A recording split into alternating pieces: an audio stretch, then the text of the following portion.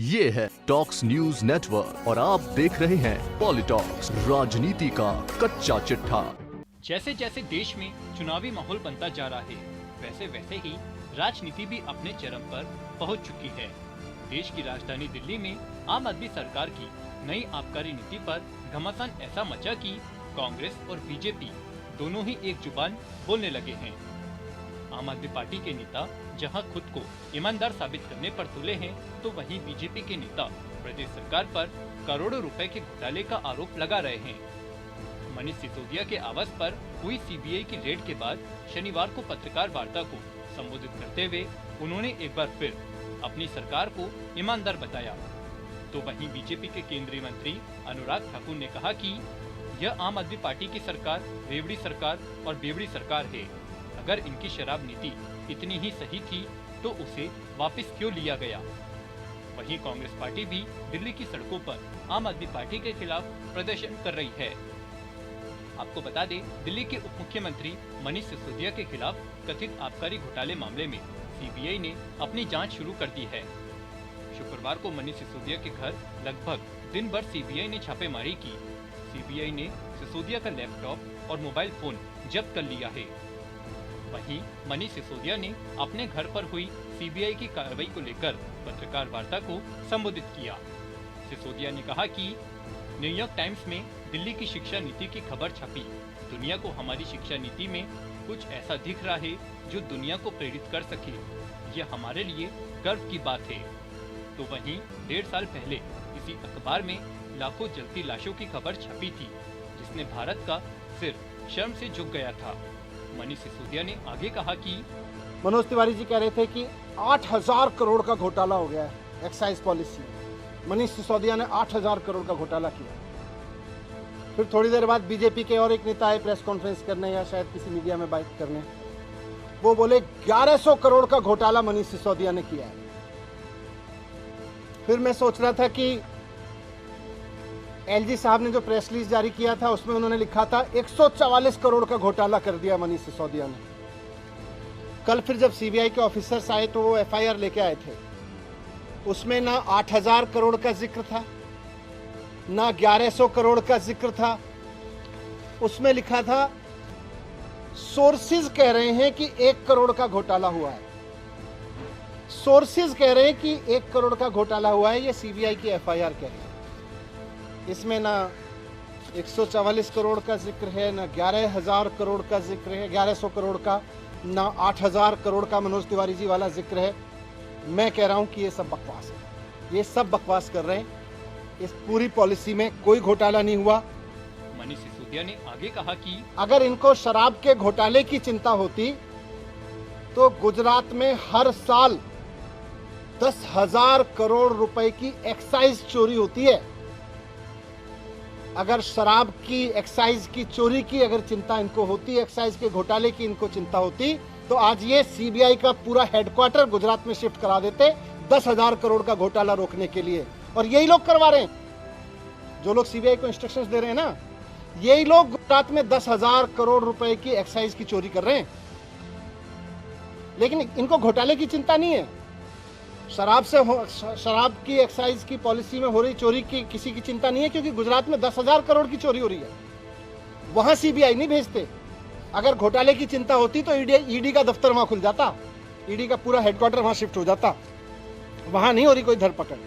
इसलिए मुद्दा तो करप्शन है ही नहीं, मुद्दा तो शराब का घोटाला है ही नहीं, मुद्दा तो घोटाला है ही नहीं। अगर मुद्दा घोटाला होता तो प्रधानमंत्री जी ने कुछ दिन पहले बुंदेलखंड एक्सप्रेसवे का उद्घाटन किया था। आप सबने देखा था, आप सबने दिखाया था, सारे मीडिया ने चलाया था। और सारे मीडिया ने देश के बहुत शोर से बताया कि प्रधानमंत्री जी ने जिस हाईवे का एक्सप्रेसवे का उद्घाटन किया था, 5 दिन के अंदर अंदर वो पूरी तरह से धंस गया। बहुत बड़ा घोटाला हुआ वो एक्सप्रेसवे बनाने में, हाईवे बनाने में। अगर मुद्दा करप्शन होता तो आज सीबीआई और ईडी प्रधानमंत्री द्वारा उद्घाटित किए गए उस महामार्ग के घोटालेबाजों को पकड़ रही होती, उनके घर रेड कर रही होती। इनकी परेशानी है कि अरविंद केजरीवाल जिस तरह से अब पूरे देश में एक काम करने वाले ईमानदार नेता के रूप में पहचान बनाते जा रहे हैं और पूरे देश के लोग अब उनको पसंद करने लगे हैं। इनकी परेशानी ये है। वहीं मनीष सिसोदिया की पत्रकार वार्ता के बाद केंद्र सरकार में मंत्री अनुराग ठाकुर ने पत्रकार वार्ता कर आम आदमी पार्टी पर जमकर निशाना साधा। अनुराग ठाकुर ने मनीष सिसोदिया से पूछा कि ये आम आदमी पार्टी की सरकार, ये रेवड़ी की सरकार भी है, बेवड़ी सरकार भी है, क्योंकि जिस तरह से इनके एक वरिष्ठ नेता ने ये कहा कि हमें कोविड से लेना देना नहीं। अरे भाई, कोविड में तो आपने कुछ किया ही नहीं। दिल्ली में, देश में हाहाकार मची दिल्ली के कारण, वो देखने को मिला। इनके नेता ने कहा कोविड से हमें लेना देना नहीं, तो भाई शराब वालों से क्या लेना देना था आपका, ये तो बता दो। मेरा इनसे एक और सवाल है कि आखिरकार शराब माफिया को बगैर कैबिनेट अप्रूवल के 144 करोड़ रुपया क्यों वापस किया? किसके कहने पर किया? क्या मनीष सिसोदिया ने अकेले किया या अरविंद केजरीवाल जी की सहमति थी? किसके कहने पर देश की जनता का, दिल्ली की जनता का पैसा शराब के व्यापारियों को मिली भगत से वापस किया? इसका जवाब अरविंद केजरीवाल जी को देना ही होगा। वो आज तक सवालों के जवाब से भागते हैं। यह सवाल देश की जनता बार बार पूछती है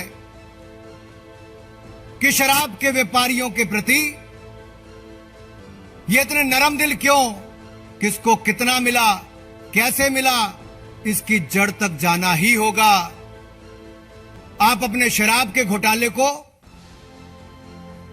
बाकी बातों से ना ढकने का प्रयास करें, क्योंकि आपका असली चेहरा सामने आया है। और यही नहीं, ये लोग सच्चाई से भागते हैं।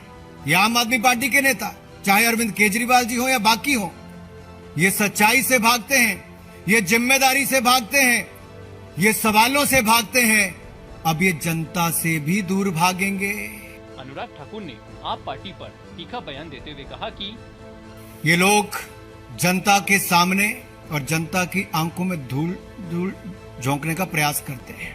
राजनीति में आने से पहले भ्रष्टाचार के खिलाफ आंदोलन तो करते थे, लेकिन आज तक उस पर किया क्या? इतना ही किया कि आकर भ्रष्टाचार के नए रिकॉर्ड बनाने अरविंद केजरीवाल जी, जो किंग पिन है भ्रष्टाचार के, और अक्यूज नंबर 1 मनीष सिसोदिया जी ने किया।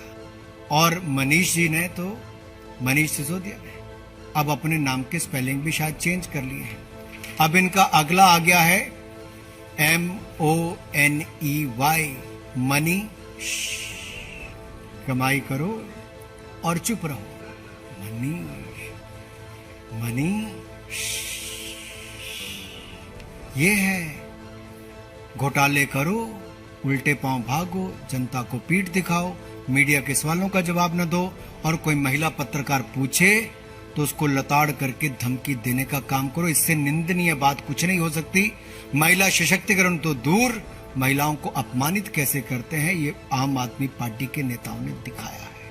पॉलिटॉक्स ब्यूरो, दिल्ली। ये है टॉक्स न्यूज नेटवर्क और आप देख रहे हैं पॉलिटॉक्स, राजनीति का कच्चा चिट्ठा।